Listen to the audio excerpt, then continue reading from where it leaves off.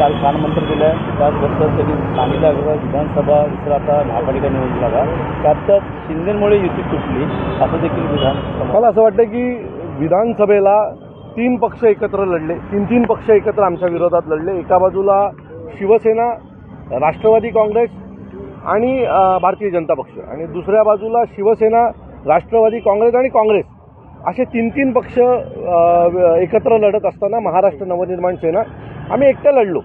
अनेक विधानसभेमध्ये आम्हाला 30, 40, 50 हजार 70,000 मतदान झालेलं आहे आणि तो आमच्या एकट्याचा आहे. यांच्यासारखा 3 पक्षांचा एकत्र येऊन आम्हाला मतदान झालेलं नाही. त्यामुळे प्रत्येक प्रभागात, प्रत्येक वॉर्डामध्ये आमची जी काही ताकद आहे ती आम्ही पाहिलेली आहे.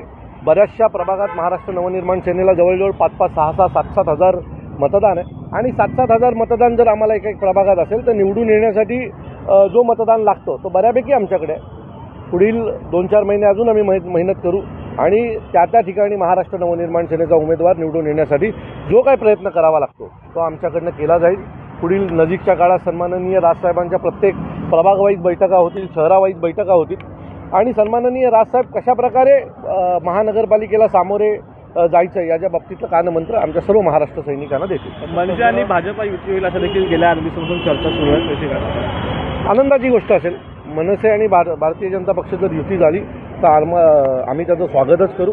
कारण मागच्या निवडणुकीतच आमची युती होईल असं बऱ्यापैकी चिन्ह वाटत होते, परंतु काही कारणास्तव ते झाले नाहीत आणि आम्ही एकटा लढलो, आमच्या ताकदीवर लढलो. भविष्यात देखील जर त्यांनी जर आम्ही एकत्र आलो तर त्याचा फायदा भारतीय जनता पक्षाला देखील होणार आहे. कारण विधानसभेत जर तुम्ही पाहाल तर अनेक ठिकाणी महाराष्ट्र नवनिर्माण सेना एकट्या लढल्याचा फायदा हा शिवसेनेला पण झाला आणि BJPला पण झालेला आहे.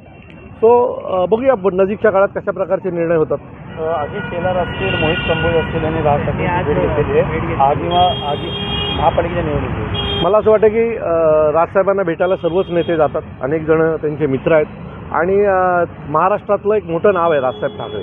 त्यामुळे आज आशिष शेलार मंत्री आहेत, मोहित कंबोज भेटायला गेले असतील तर मला असं वाटतं की सन्माननीय राजसाहेबांना भेटायचा प्रत्येकाला अधिकार आहे आणि त्यांच्याकडून महाराष्ट्रातल्या विविध विषयांवर त्यांची चर्चा झाली असेल. मला वाटतं हे नवीन नाही आहे. आशिष शेलार अनेक वेळा सन्माननीय राजसाहेबांना भेटायला गेलेले आहेत. तर पाहायला गेलं तर शिवसेनेकडनं देखील शिंदे गटांना बोललं असतं की मनसेमुळे देखील आमचे काही उमेदवार पडले. योगेश कदमांचं म्हणणं आहे की एकत्र यावं, मात्र त्यांनी आमच्या नेत्याबद्दल बोलू. मला असं वाटतं की आता मागे जे झालं ते विसरून आम्हाला पुढे जायचं आहे.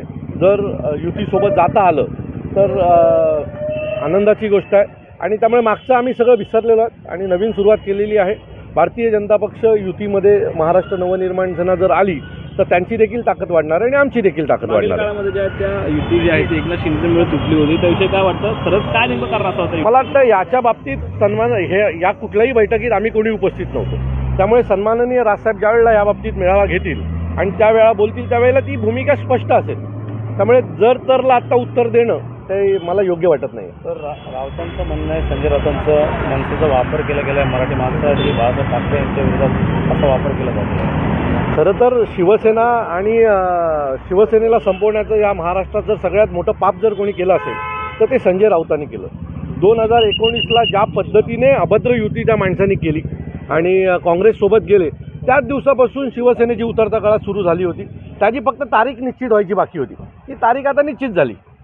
तो मला असं वाटतं की जर बाळासाहेबांचा पक्ष आणि मराठी माणसाची लाज काढण्याचं जर काम कोणी केलं असेल तर ते संजय राऊतांनी केलेलं आहे. त्यामुळे संजय राऊतांनी मनसेचा विचार करू नये. आम्ही पुन्हा उभे राहू, पुन्हा आमच्या ताकदीवर उभे राहू. बाळासाहेबांना पण उभं राहायला 37 वर्ष लागली होती. त्यामुळे आम्हाला काही घाई नाही आहे. संजय राऊतांना सत्तेत बसण्याची घाई असते, संजय राऊतांना मुख्यमंत्री बसवायची घाई असते, संजय राऊतांना विरोधी पक्षनेता बसवायची घाई असते. त्यामुळे संजय राऊत हा शिवसेना पक्ष घेऊन डुबतील एवढं नक्की.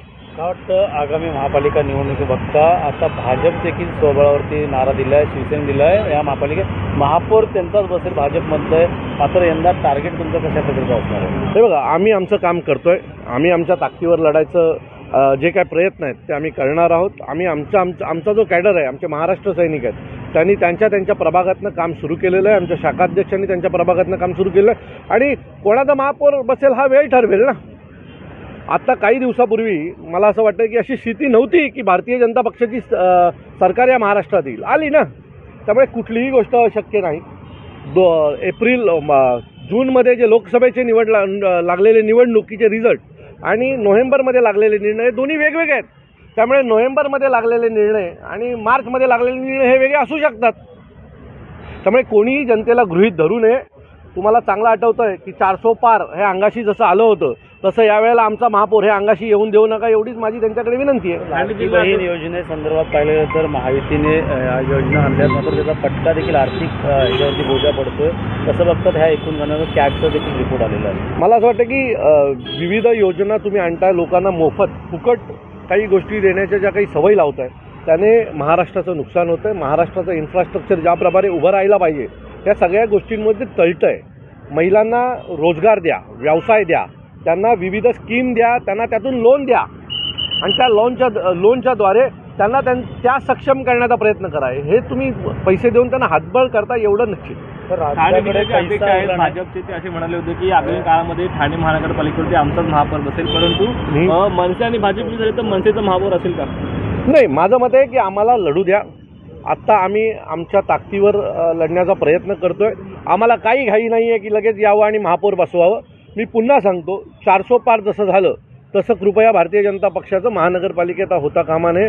कृपया डोक्यात त्यांनी हवा घालून घेऊ नये, कारण ही जनता आहे, तिला सगळं माहिती आहे. त्यामुळे पब्लिक हे सब जानती आहे. तुम्ही मला असं वाटतं गृहीत धरू नका. पुन्हा माझी विनंती आहे त्यांना. लाडकी बहीण योजनेमुळे अनेकांचे पगार रखडलेले आहेत, त्याचबरोबर न्यायालयाने देखील ताशेरे ओढलेले आहेत. त्या संदर्भात पाहिलं गेलं तर मला वाटतं आता त्यांना कळेल ना, सरकार चालवावं लागेल ना. तुम्ही योजना जाहीर केलात पण त्यातून जर बाकी सरकार चालणार नसेल तर सरकार चालवताना त्यांनाच त्रास होणार आहे या सगळ्या गोष्टीचा आणि त्यांनी महाराष्ट्राचं भविष्य अंधारात